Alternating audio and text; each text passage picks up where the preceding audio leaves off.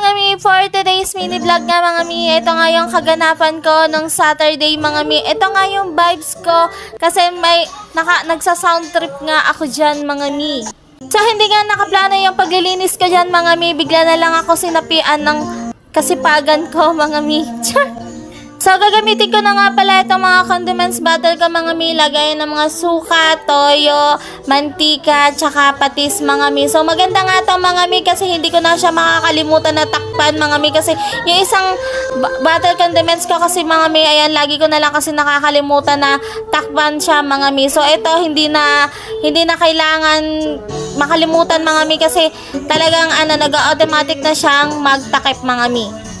Pang samangtagal nga mga mi, dito ko muna siya nilagay mga mi. So, kung bet nyo din mga mi, ilalagay ko ang link sa comment section tsaka dyan sa yellow basket ko mga mi.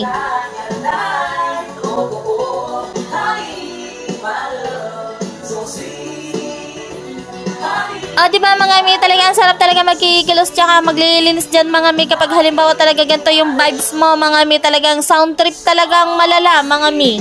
So, hindi ko nga nararamdaman dyan yung pagod ka mga mi. Talagang sound trip na malala talaga ako dyan mga mi. Talagang mangganang-gana ako maglinis dyan mga mi. Talaga namang na malayang ko na lang is tapos na pala ako mga mi.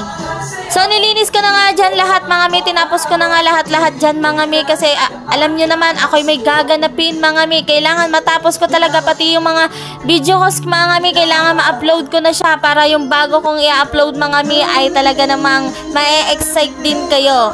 So, ayun na nga mga mi, natapos ko na nga paglilinis ko dyan mga mi. So, ang sarap lang talaga sa pakaramdam mga mi kapag halimbawa malinis talaga yung bahay mo mga mi. Talaga yung naka-arrange talaga lahat mga mi. So, ayun na nga, nawala talaga yung pagod ko dyan mga mi. Talagang hindi ko ramdam yung pagod ko dyan mga mi. At talaga nakikita ko yung talagang pinaghirapan ko or sipagan ko ng mga oras na yan. May mga ganun-ganun pa ako. So, ayun na nga mga mi, nagpalit din ako dyan ng kortina mga mi kasi yung pang-design na cortina ko mga mi kasing nilagay dyan nung nakaraan is pwede doon sa province mga, pwede doon sa Quezon mga mi. So, sigurado magugustuhan din ng ina yon. So, ibibigay ko na lang din kasi yung cortina kong yon sa ina mga mi. So, para matuwa naman siya at hindi siya ma-stress mga mi. At dahil nga pala ngayon din yung schedule ng pagpapagabit namin ng internet mga mi. So ayan, na-late ko na nga siyang na i-vlog mga mi, na i-video mga mi. So nauna yung after ko. So pagpasensyahan nyo na mga mi. So ayan, at least natapos na mga mi. So, thank you din nga pala sa kapitbahay ko dyan. Laging binibigyan ako ng ulam.